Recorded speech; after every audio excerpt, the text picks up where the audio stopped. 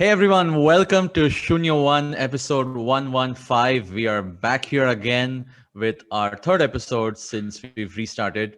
I'm really loving that we're doing this again, in spite of the fact that we're having to do this on Zoom over like a video call and an audio call, full of all the technical challenges that, e- everything that could go wrong that we've seen in this past year on a Zoom call, I think has probably gone wrong with us, especially on on a bunch of episodes like these the last few days. It really does make you appreciate the audio engineers in studio, where all you had to go is just sit down on on a chair and just start talking, Exactly. as opposed to now Exactly. we're like, hey, what input are you using? Is that output correct? Is your sound too roomy? Where is the echo coming from? Where is that feedback coming from? Can somebody kind of, Yes.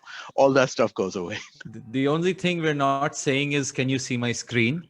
Which is pretty much what I hear on every other Zoom call. But interestingly, our guest today is someone who actually probably does this with a lot of their customers and students. So, welcome to the show, Siddharth. How are you doing? Thank you. Doing good, Shiladitya. Thank you guys for having me. And when you were talking about it, I thought it has been a year since pandemic, and there must have been like a billion podcasts since then. And no one figured out a product just to record podcasts.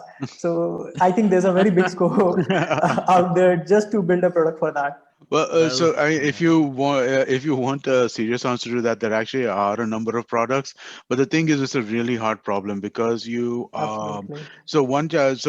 we've been looking into what possibilities exist, and this might not be interest to many people. But do you build a desktop app? Then do you build a desktop app for Mac and Windows? How do you deal with mobile in that situation? Do you build add-ons to tools like Zoom or Meet or Teams, and like kind of try and do something like that? Do you do something inside the browser? All of these things are being attempted right now, and the truth is that there isn't one single thing that this just works, right? Absolutely. It's like putting together and clutching together a bunch of different solutions. So yeah, I mean, like, it is frustrating and it is challenging, but hey, we've recorded a lot of episodes, so we're kind of making it work. Hopefully we got a great sound team, so they really do kind of make sure that we get this Yeah, stuff done. seriously. Seriously. Kudos to them. Yeah. Seriously. But back to you, Siddharth. I mean, obviously, you're the founder of Newton School. Tell us all about it. Tell us a little bit about, what inspired you to sort of jump on board this product and what your journey's been like. I mean, uh, over to you. Sure. So, to put it in very simple words, Newton School is an online computer science learning platform that enables people to become amazing software developers. As simple as that. I'll talk a lot more about this. Obviously, this podcast is all about it. But I think to trace, how Newton School came to be, I'll go a little bit back in my journey. Actually, a lot back when I was in my school days. So in my school days, I was like in my third or fourth standard. Fortunately, I got access to a computer and started programming, and that's when my programming journey began. By my In 10th third or standard, fourth standard, really? yeah, yeah, Oh my God. You are actually the kid who is now in those ads. And we know which ads I'm yeah. talking about, but okay, sorry to interrupt you there, but go for it. Absolutely. So yeah, by my 10th standard, I was actually, running tech blogs, used to have my own website, was doing graphic design stuff, had my own development studio, and had millions of visitors on those like every year. And was making a decent buck, paid for my education and my love for gadgets. So did a lot of stuff. And that's when I, realized my passion for tech and the power of that internet has.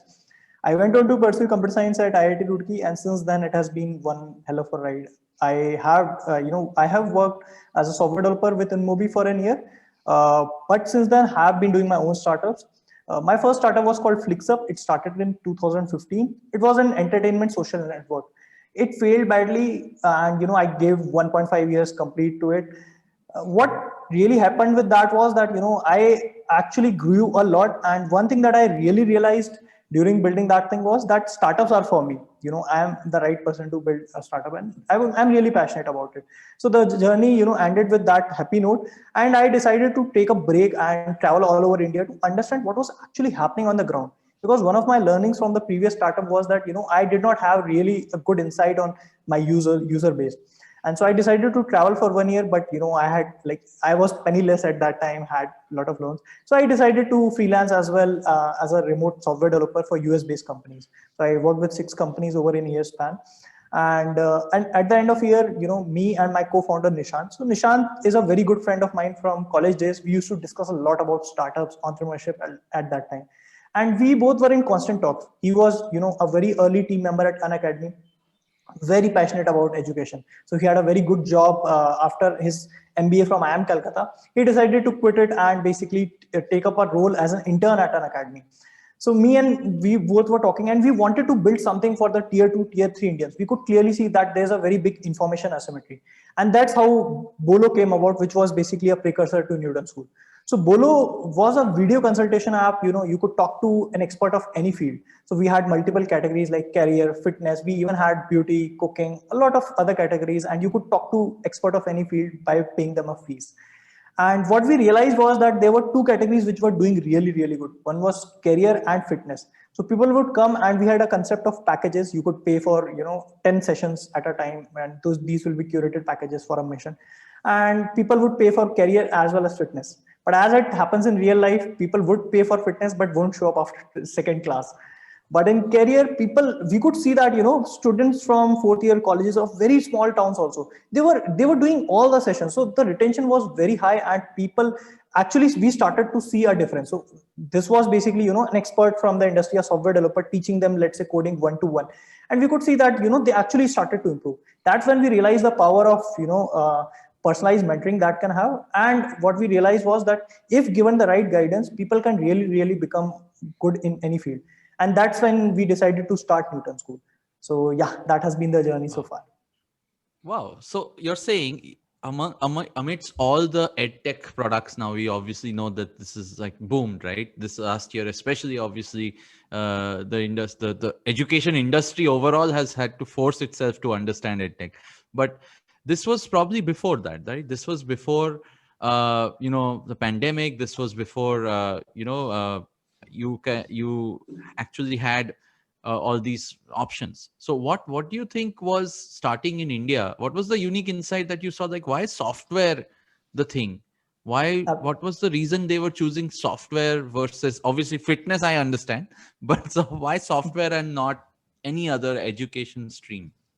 Got it. So software was also an organic, discovery of ours. So we had a career, consultation app. You could come and talk to anyone. We had like different people from different fields. And we could see that software development learning was becoming one of the primary learning category there. So it all happened organically. And then we started to talk to, a lot of people. I must have personally talked to more than 100 students.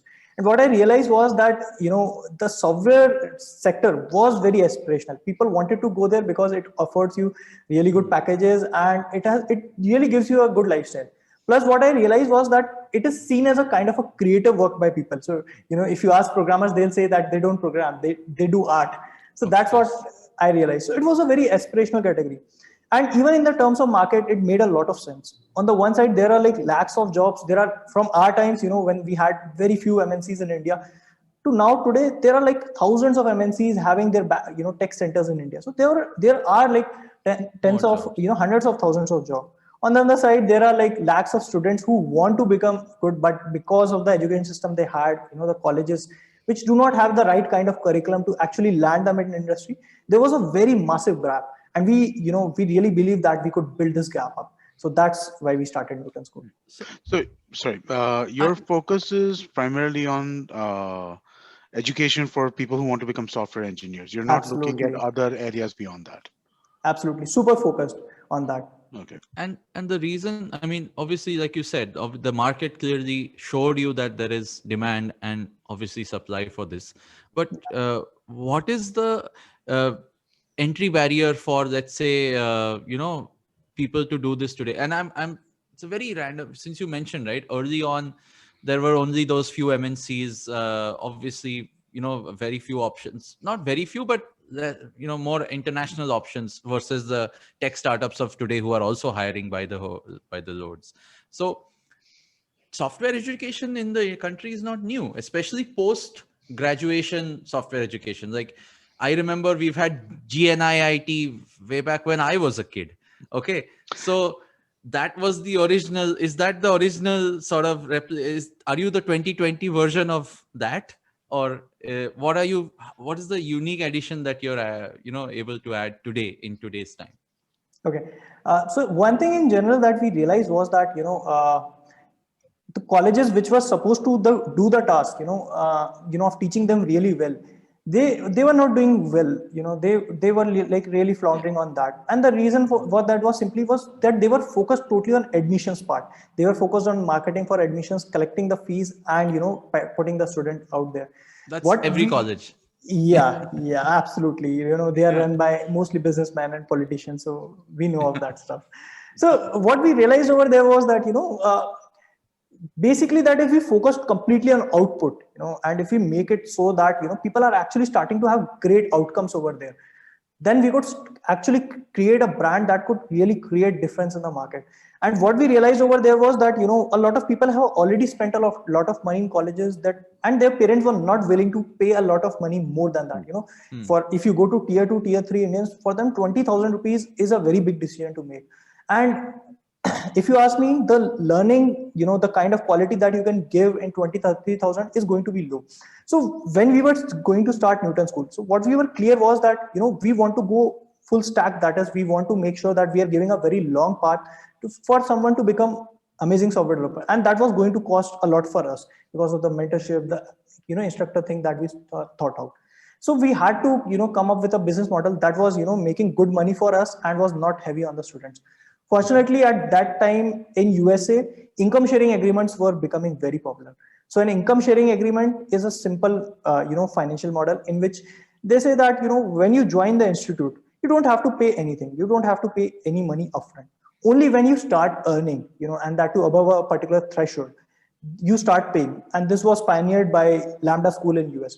So, and when we saw that model, a fire lit on our head, we thought that this is the appropriate model for India, which is actually doing multiple things at the same time. One is it is not creating a financial burden. Secondly, Indians are inherently very less trusting. So it creates a certain sense of trust also. Right. And as an institute, for us, it is completely making us focus towards output.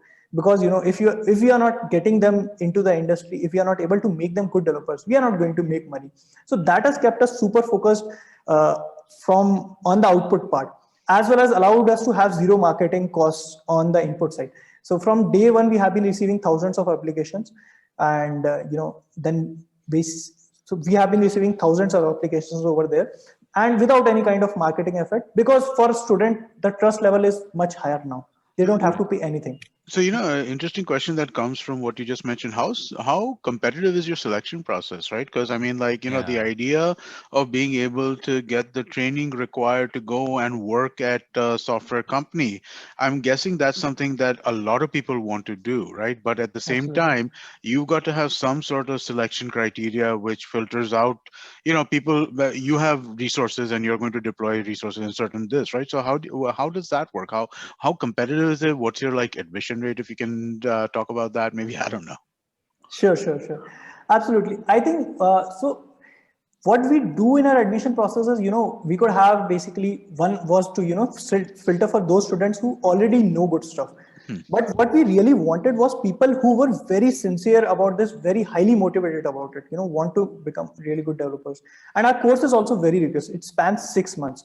So we decided to keep an admission process in which we are actually checking for their motivational level and learnability. So what we do is we, have an admission process in which in the first step, we are testing for their aptitude and very basic coding skills, whether they can write if, statement or not. And even for that, we provide free courses in Hindi and English if they want to learn that up. Nice. Then over the next 2 weeks, we actually start their course. We don't get any agreement signed, anything. We start their course, we select, a bunch of them. Like, let's say if we want to start a batch of 250.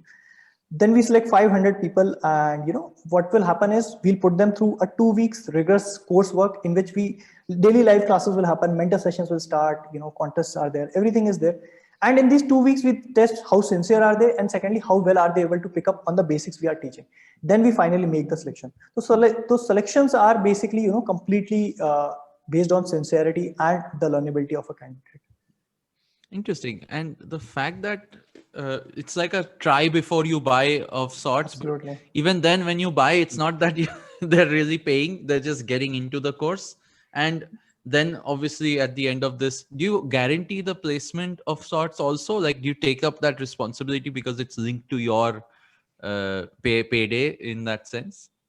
Yeah. So, if I were to divide the model, the whole thing, if I were to put it in simple words, there are three parts. One is the admissions process that involves, inviting applications. Fortunately for us, we don't have to put in much efforts. We have also done a lot of content initiatives around that. We run, one of the most popular coding contests online in India. So we receive thousands of applications for every cohort. Second part is the learning process, which actually happens in form of cohorts. So we start, new cohorts every 2 months, and we have been scaling up there rapidly. And then the whole learning process, which, if I were to go into depth, I could talk about it for like hours over there. But we have built a very strong, scalable product over there, which enables us to do, quality learning at scale. Then third is the placement process. So one thing that we need to understand is a lot of these students of ours, especially those who are coming from tier 2 and tier 3, most of them, if they apply directly, or if they do not have a good resume, they will get filtered out. So what we do is, and it's very hard. If you see the whole interviewing process, if someone is applying, they'll have to apply to hundreds of companies, and that takes up a lot of time. So we decided to build a whole, virtual campus at the end of this, and we invite companies to come and interview these students, and that's how the placement also happen. Even in that part, fortunately, we are seeing a lot of companies coming to us inbound. So and this is a plug that I'll make in the podcast, there's a hire from us page at Newton School, which anyone can fill a form and they can be part of the placement process. And what you'll be surprised is even people from MNCs, I'm not sure if I can take names, but we are seeing people from MNCs reaching out to us via that form and starting to hire Newton School students. Lovely. Interesting. So if I could then ask, right? So I mean, like this might be again somewhat sensitive, but I like asking questions like that, right? But let's say somebody graduates from your school, right? They've been through your 6-month cohort and stuff like that. Your sharing agreement that you have, your revenue share agreement or income sharing agreement that you have, does that typically kick off I mean, like I'm guessing there's a threshold of income they need to be above, but so does the threshold, is it generally first job threshold, or is it like post promotion threshold, or 2 years into the life of 2 years post graduation threshold? Like generally, where does your potential income start in that case? Absolutely.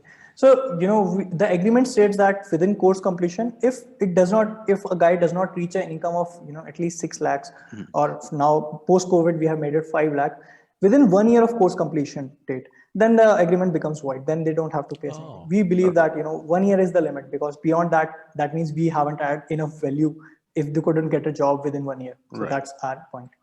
Interesting. And they get a job and they you recover your money also within that 1 year, is it? Or do you keep the money, so basically the fee is, around 2.5 lakhs, and we collect it over a period of 2 to 3 years, varying on the income. Okay. So that's how it is. Okay. And the fee starts only when they start actually earning. When they get their first paycheck, only then we actually start, charging them fees. Okay. Nice. And that sounds fair. And I think that's what the international sort of models you mentioned, Lambda and everyone is doing. I mean, obviously, I think there's a lot of scope to go deep on either of these three parts of your product or parts of your, the whole thing that you've built is. Which one do you think is your most unique component? Because it's all three of these. I mean, there are probably different startups doing only one of these three today in the market. So which one is the most unique thing that you see this scaling with? Absolutely. I think, and this is a belief that we have held from day one, that if you make a good developer, if someone is a good developer, there is no way they will not go into the industry. So if I were to talk about the third part, it's not that I'm doing any kind of magic there. It's a lot of it is now inbound itself. So I don't have to reach out to companies and say, please come hire from us. The first part, if I'm having the third part, if I'm having a lot of success story, the first part becomes very easy.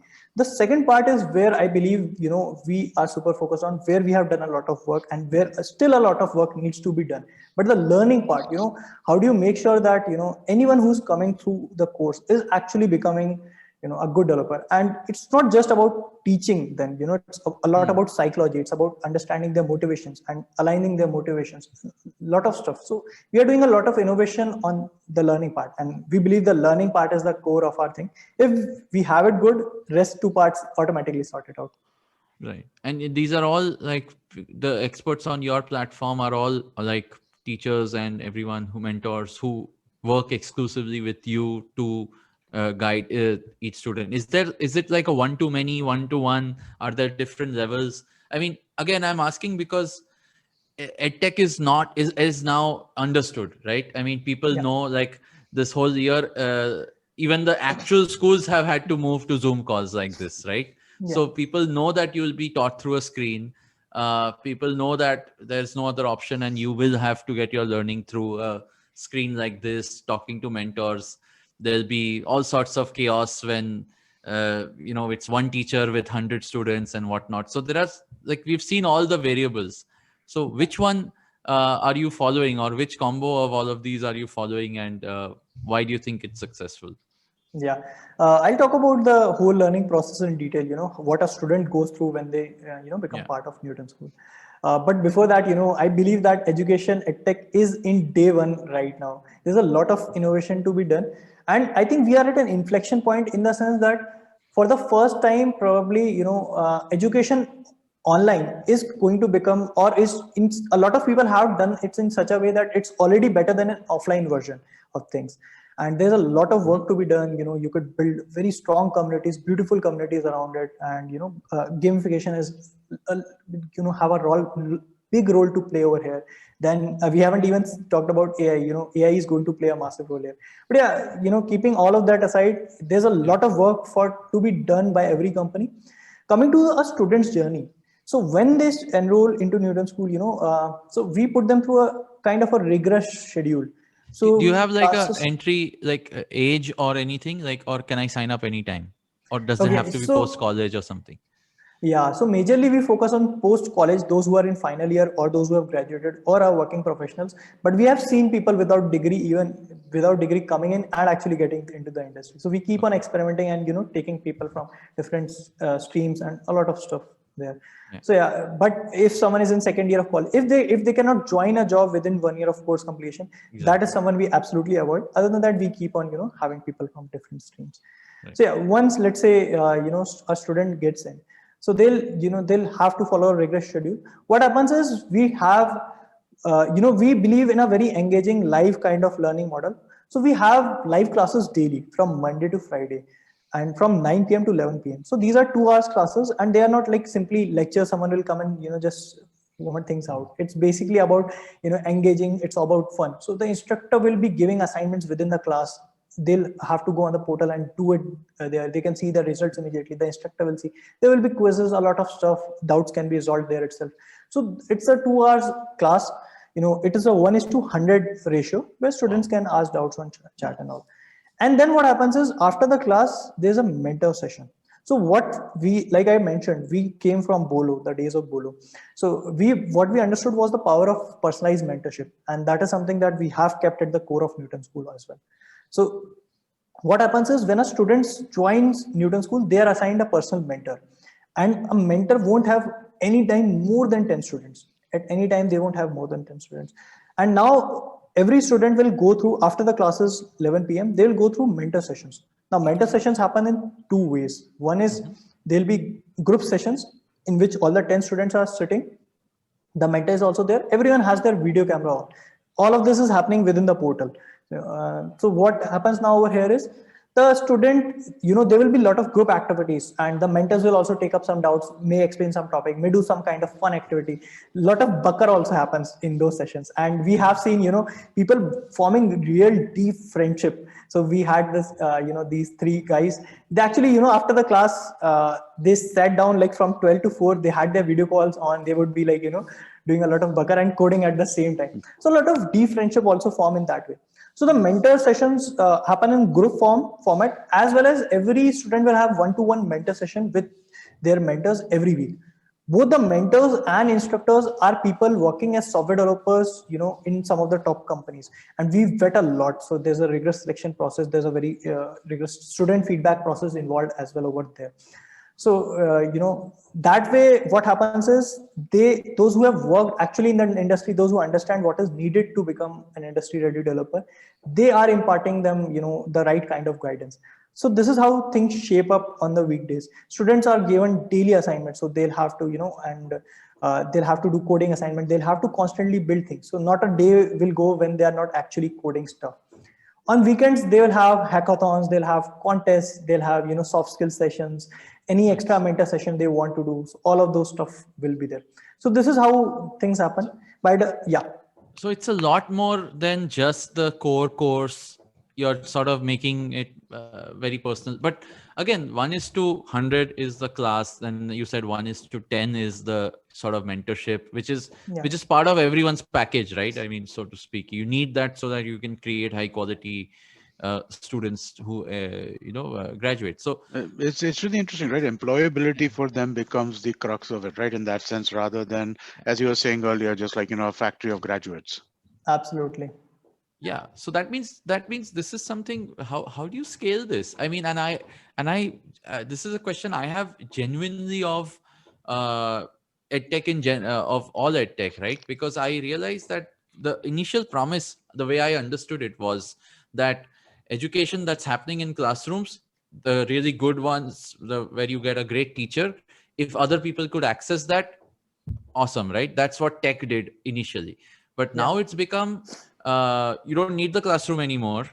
All the teachers who used to be in classrooms are all teaching on screens now. So and that's how it's scaling. It's just you've replaced the classroom atmosphere with a Zoom call atmosphere. And is that how you plan to scale? Like, how do you make sure that you will have enough students and enough mentors, and like the ratio doesn't get crazy and quality doesn't go down? Absolutely. Two things. One is I don't see it as a transition to Zoom for Newton School. We have been online before COVID as well, The biggest difference that we have made is, we actually have built out a complete pedagogy, as well as the people involved in the pedagogy part are the people who are from the industry. So it's like entirely geared towards very practical things, to make someone really ready for the industry. So one is the differences. If you see the instructors, the mentors, everyone is from the industry. They are, sparing 1 or 2 hours every day of their time to help these students out. So in a sense, this is scale. It is scalable from inherently, because, let's say if I have to handle 10,000 students, and that's a plan to, go by the end of the year. So for that, I need 1,000 software developers, and it's entirely possible to get 1,000 software developers from I'm pretty sure more than 2-3 million software developers in India. The second thing is, one of the most beautiful part about this is we are training people to be software developers. Then we have those software developers, and we are having software developers. So you have alumni.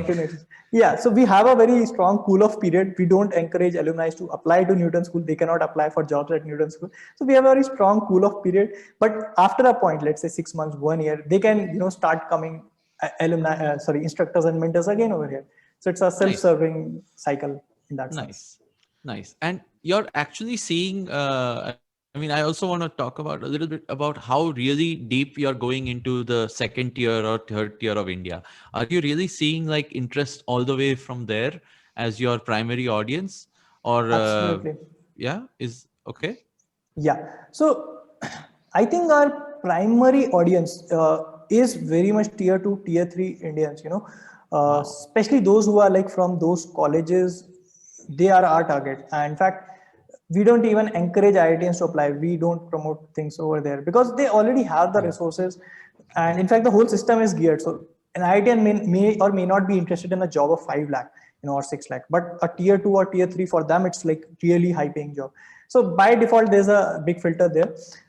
We are heavily focused on tier 2, tier 3. Everything that we have designed is for them. So one thing that we realized early on was that IITians, one thing that we had ample, and I think more than what we actually had, was confidence.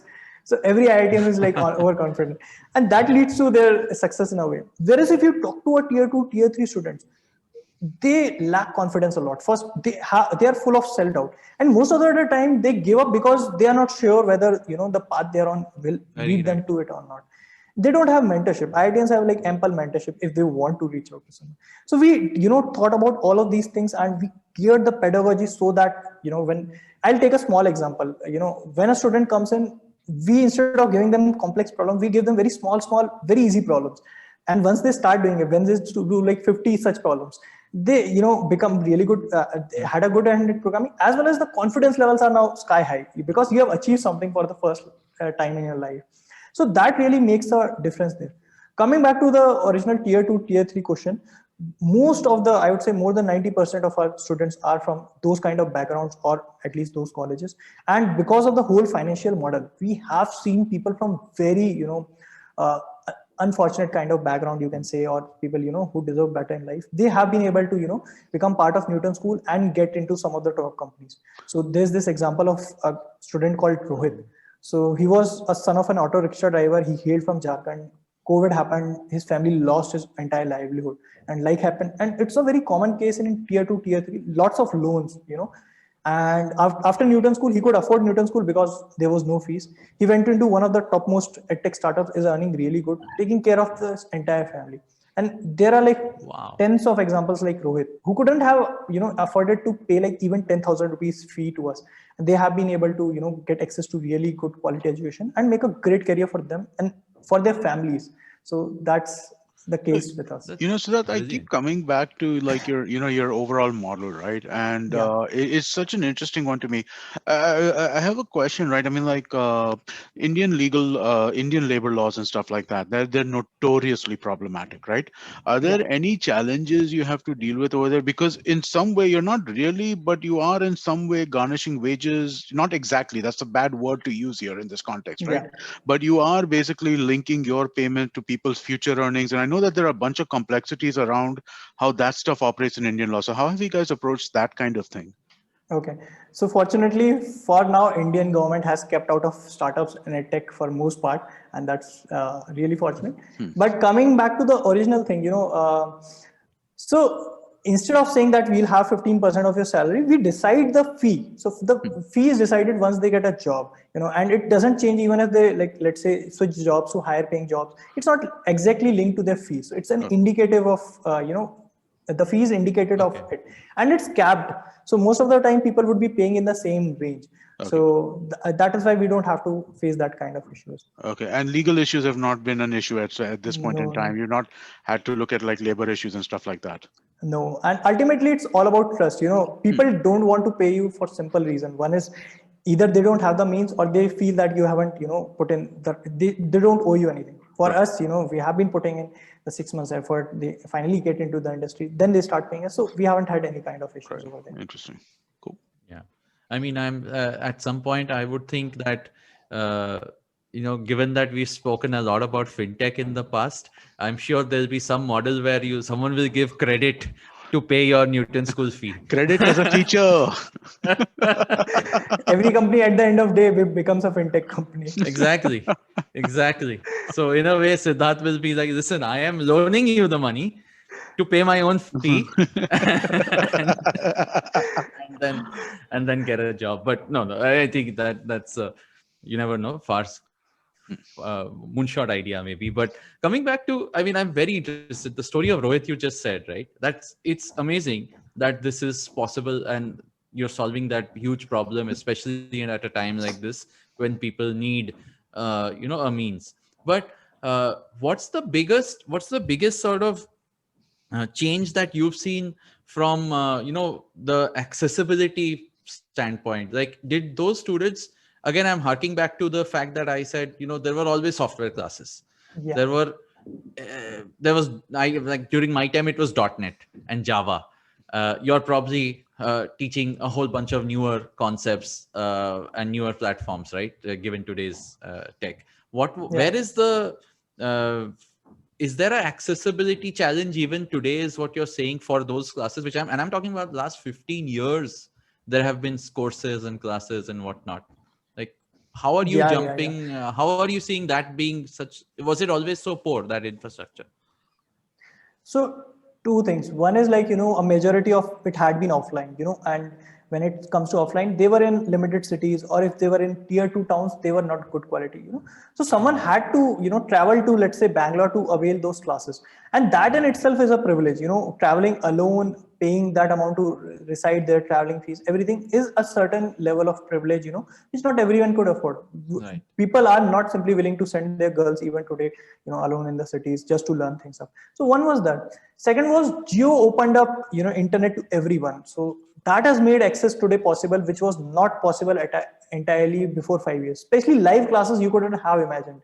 We are facing issues with Zoom even now today.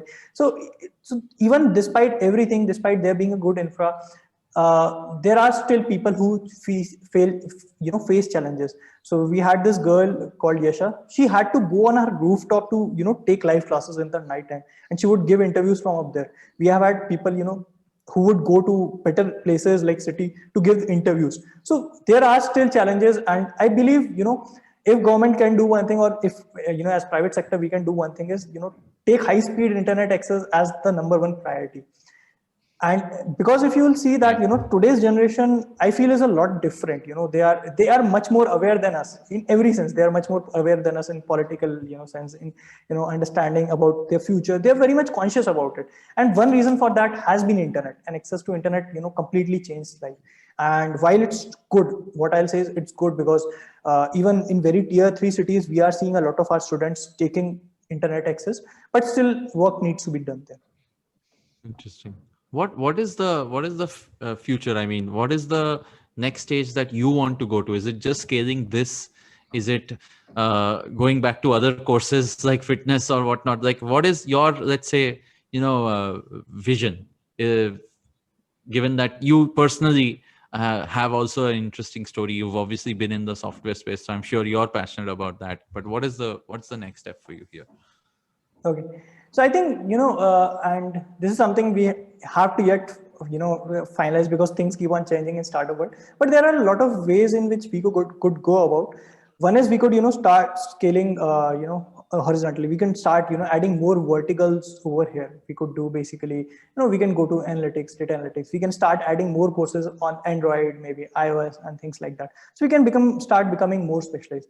There's a very big segment of corporate training that also is something that we can explore. So there are a bunch of ideas, but what we also really need to realize is that there's a certain importance in being super focused on one thing. And so it has been an year, but we have been focused on scaling one thing, that is, teaching full stack development. And for us, that is also good in a sense that there are lakhs of jobs of just, software developers. So we can focus on that for now. That's a very big market in itself. So at the moment, we believe it's very important to be focused and make sure that, we are building a very scalable product to make sure that learning, is much more better than what has been the case. So there are a lot of components that we are figuring out. And once we are done with that, it will be very easy for us to, go into any field. To just give you an example, virtual community is one thing that we are, focusing a lot on, how to build communities online. And in a sense, if you see that, a lot of people, if you ask them, they'll say that, colleges are all about communities, people meeting each other. But I ask people, even in colleges, are people spending more time with each other offline, or is it like talking to each other on Instagram or WhatsApp? Yeah. So it's a matter of, someone building that out. So a lot of stuff, like I said before, how to make education online even better than offline. And that is the challenge before us right now. How do you make sure students don't fall asleep while I on a think class that's in an 100 age-old students? problem, isn't it, that all teachers have faced? But yeah, and it has been solved also by the IIT coachings. If you see, they'll constantly make jokes in the classes, all the IIT coachings. So there are these small things that really help. So can you even productize that? For example, a joke popping up in middle of your screen. So all of those things are there to be solved. Very nice, very nice. Siddharth, I mean, just to do a shout out, what would you like to say to folks who are listening to hear this? Like, are you hiring to be part of your team? Do you recommend people? Given that we are a tech show, I'm sure there are software developers listening over here. What do you want to do a shout out to? I'm sure there are people who want to approach them for hiring from them, right? I mean, like finding good employable engineer freshers is, I think, Really, really strong, really big problem for almost everybody across the board in the tech Yeah, space. and where can they reach you also, if you could mention that? Absolutely. So yeah, one is obviously every founder is always on the hunt for really good people, to come and be part of the team. So we have openings across the role. Just that if you find the idea, really, if you find something that you can be passionate about and you are someone with ownership, approach us. We have opening across product. We have role, we have in tech. We have operations, business, every segment that we can think of. We are scaling rapidly. Second, if you want to hire, you can go to newtonschool.co. It's not .com. It's newtonschool.co. You can visit the hire from us page, or you can, directly approach me on LinkedIn or Twitter. So on Twitter, it's Siddharth, simply Siddharth. You got the first name. I'm there he on. was coding in third standard. Clearly, he got his early Twitter. Nice, 2007. congratulations. Yeah. So guys, Exactly. yeah. Awesome. Thanks so much, Siddharth. That was a great thing. And again, I think the fact that you're, after having the story you told about your origin story of how you, did things firsthand in the software space, I think the mission you have is really, really, inspiring. So thanks for that. And I'm really hoping to see you guys scaling up in a great way. And of course, thank you everyone for listening. This was a great show. Just Amit? a quick reminder, everybody, please go and give us ratings on iTunes or wherever you're listening to the podcast. And just another thing that you'll start seeing video versions of these shows starting to pop up on YouTube. So if you don't get a chance to, or if you prefer to watch, then you should be able to start doing that fairly soon now.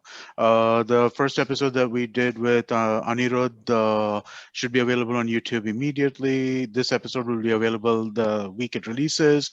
The next week's episode, which is it a surprise guest, or is it? Are we telling people who are? I think. Or actually, no. This sorry, Deepak, it was yes. in the past. It Yeah. was not in the future. Sorry, this is coming out Yes. after that. So in the past, we had Yeah. Deepak Abbott as well. So I mean, like that episode will also be available on video. Yes. All right. Thank you so much, Siddharth. This was great. In spite of all the initial tech snafus, I think if you can crack education on video, we should be able to do a podcast. So thank you. Thanks so much for the time. This was a great chat. Thank you, guys. It was wonderful talking to you, and thanks for listening in, all the viewers. Thank you, guys. Bye bye.